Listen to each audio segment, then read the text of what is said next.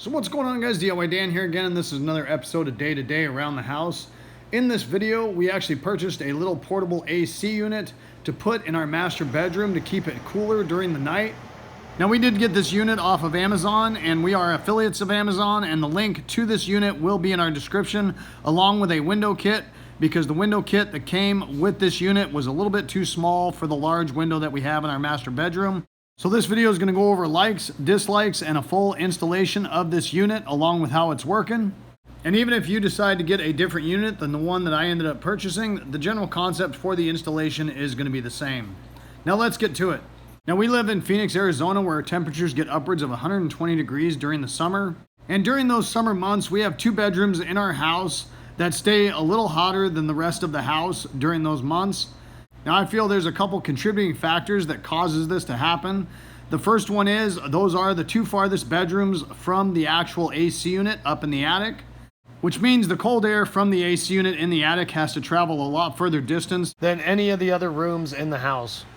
In the master bedroom, we also have 2 pretty large TVs, and my wife will be watching a TV show on one. I'll have sports on the other, just muted, and both of those TVs do produce some heat.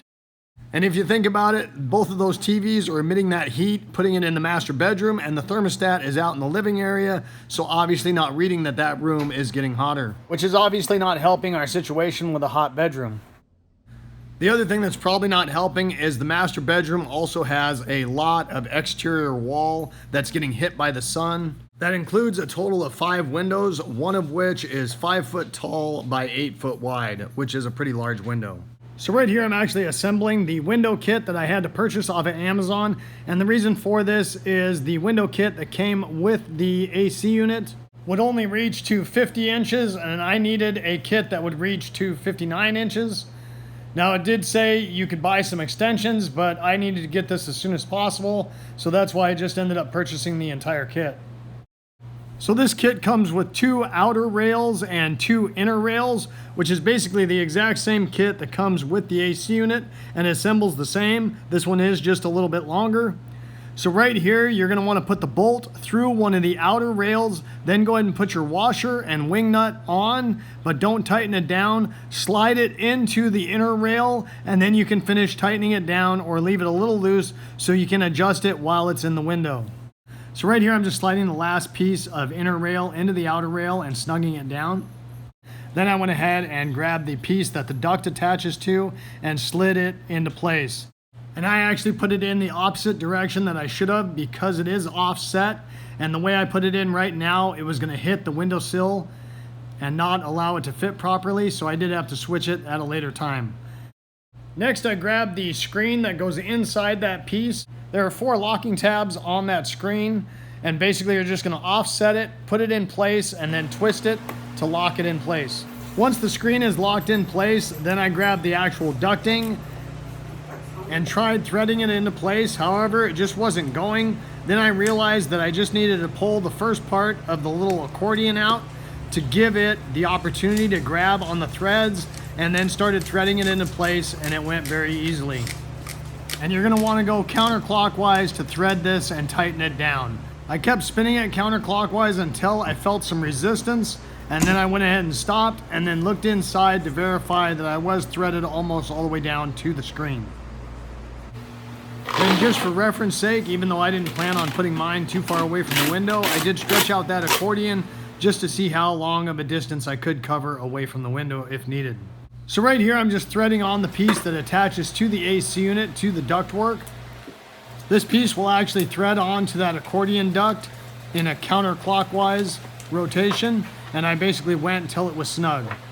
Then I went ahead and did a little test run, and that's when I realized that I had that one piece in backwards, and then I needed to put the offset the other direction because it was hitting the interior windowsill. After flipping that offset to the other side so it fit next to the windowsill, I put it up in place one more time and made sure it looked like it was going to fit pretty good. So basically all you're going to do is loosen one of the wing nuts or a couple of them, and then slide the rails up so it's a tight fit in the window, and then go ahead and tighten down the wing nuts to hold it in that position. Then basically press the window up against it. Now there was insulation that came in both the actual AC unit kit and just the window kit I purchased. However, I like the foam insulation that came with the AC unit kit better. So right here, I'm sticking that foam to the one side of the railing after I had it pretty much set to length. And then I took another piece of that foam and just put it inside the actual window rail. I didn't take the sticky stuff off to do that one because during the winter time, I plan on removing this kit completely and just using the window as I normally would without that being in there. I also put a piece of that foam on the top of the rail and on the bottom, so that was insulated as well. Then right here, I'm putting it up in place and closing the window against it. Now overall, I was pretty happy because with that foam insulation in there, I couldn't see any air gaps between the railing of the window kit and the actual window. However, I did one better because you'll notice before I put the insulation on, how much bigger of an air gap you have with the inner rails than you do with the outer rails. And because I had the extra window kit from the one that came with the actual AC unit, it just so happened that I did have an extra outer rail and it did fit the window kit that I purchased. So because of that, I ended up cutting off the section where the ducting fits into and then adding that to the window kit, which actually helped accomplish two things. One is it tightened the air gap between the window when it was closed and the window kit. The other thing it did also is instead of having a single layer of plastic, using it for insulation, I basically doubled the wall thickness, which is going to help hold out any extra heat. And when you're in 120 degrees during the summer, every little bit helps as far as trying to keep that heat out as much as possible. The downside was that I didn't think about doing this till after I had already installed the window kit and stuck the foam to the window kit. So I had to peel that all back off and then re-put it on. It did go okay, but I wish I would have thought of it before installing it the first time. So here's the end result, and you can see that I've got double wall insulation of those rails on about 80% of the window instead of what I had originally, which was probably 50%, which I was pretty happy with when in comparison to the way it was the first time. Once I was completely content with the way everything fit, there's also a screw that you need to add through the exhaust duct piece where it attaches to the rails of the window kit to make sure it doesn't fall off. I also grabbed a piece of PVC and a spreader clamp with a block of wood so I could hold pressure against the window to hold it tight against that window rail kit. This was to ensure that the window was pressed firmly against the window rail kit, once again for insulation reasons and not possibly letting any more hot air in than I absolutely had to. And for that same reason, I also added some foam between the part of the window that slides and the part of the window that was permanent, so no air transferred between the outside of the house and the inside. And once again, that was because we had to leave that window open that little bit to accommodate for that window kit for the exhaust ducting. All that's left to do after that is go ahead and pull the AC unit over and hook up the ducting to the back of the unit. All that's needed in order to do that is just line it up and turn it about 1/8 of a turn counterclockwise. Once you have the exhaust ducting hooked up, then all you need to do is go ahead and plug it into a standard 110 outlet. After plugging it in, you will need to hit the reset button to activate the cooler and put power to the unit. And for safety reasons, it does say that you should press the reset button to power it up, then press the test button, which should pop the reset button back out, basically verifying that the circuit breaker in that plug is working correctly. And then you can go ahead and push that reset button in one more time to power the unit and go ahead and turn it on. The purpose of doing that test is to make sure that the circuit breaker in that plug is working properly for safety reasons. Once there is power to the unit, it will show the temperature of the room that it is sitting in on the display, which at the time we first installed this was sitting at 80 degrees, which is absolutely bullshit when you're trying to get a good night's sleep. Once turning the power on to the actual unit, you can set the temperature simply by going up or down with the arrows. I am curious to see if it's going to help with our electrical bill at all, because normally what we were doing is actually running the house at 76 degrees during the day and then turning the whole house down to 74 to help with our master bedroom.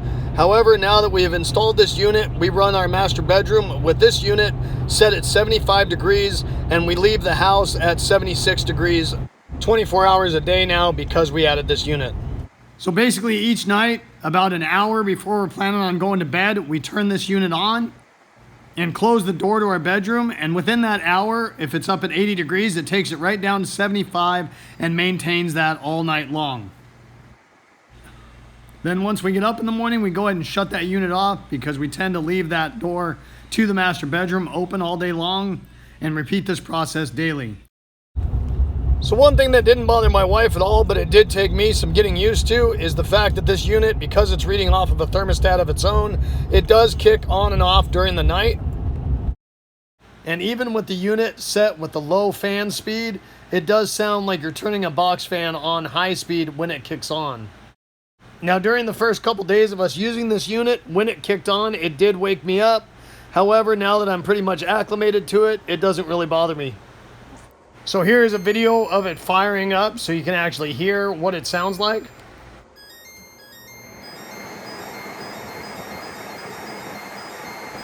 So a solution to this issue, and I don't know if any units actually offer this, is if the fan would gradually get up to full speed instead of pretty much being at full speed as soon as it starts, because that would make the noise level gradually increase instead of all at once. It does have 3 different modes on it. It has the cool mode where it is running the AC and the fan, and that is what we've been using it on 100% of the time. The second function is a dehumidifier, which I really can't tell you much about because we just haven't used it. The third function is just using the fan without the actual AC running. When using the dehumidifier, obviously it's pulling the moisture out of the air, and therefore it collects that moisture in a pan in the bottom of the AC unit. When that pan reaches the full level, it will display an FL on the screen. That means that you need to drain that pan in order for the unit to fire back up. There is a drain on the back of the unit. So if you are planning on using the dehumidifier a lot, I would recommend putting that AC unit up on something pretty stable. In this case, we're actually using a milk crate. And then you can push a hose onto that drain and have it permanently run into a little bucket. That's very easy to drain. We actually thought we were going to have to drain this just running the AC, and it hasn't produced a lick of moisture. However, we did end up leaving ours up on the milk crate anyways, because it just moved the vent a little higher and made it so my wife could feel that cold air pretty much hitting her face directly. Now, besides draining the water when needed, the only other maintenance thing that you might have to do is clean the filter, and that just pops out by hand from the back side of it. You can go ahead and rinse that off and then reinstall it, and you should be good to go. Now, overall, we are very pleased with this unit. I just told you the likes and dislikes that we pretty much had about it. I don't like the fact that the exhaust duct does have to run through the window, and I do feel that there is not as much insulation right there, and that is possibly letting a little bit more heat into the house than what it would without it being in the window. But the end result of it keeping our bedroom cool all night at 75 degrees without a problem, and the fact that we were able to turn up the actual house temperature on the main thermostat 2 degrees during the night because our room is staying cold, is well worth the investment of this little unit. My actual serious thought about buying this unit was try it out for a year, see if it works well, which it is, and then possibly install an actual mini split to our master bedroom. So then we don't have that stupid exhaust vent in the window, but only time will tell if I end up deciding to do that. Hopefully you guys enjoyed this video and it gave you some good information. If so, make sure you hit that like button and subscribe to our channel if you haven't already. I'd really appreciate it. The whole concept of my channel is to give you guys the most information in the least amount of time as possible so I don't waste your time. And I hope to see you next time. Have a good one. Later.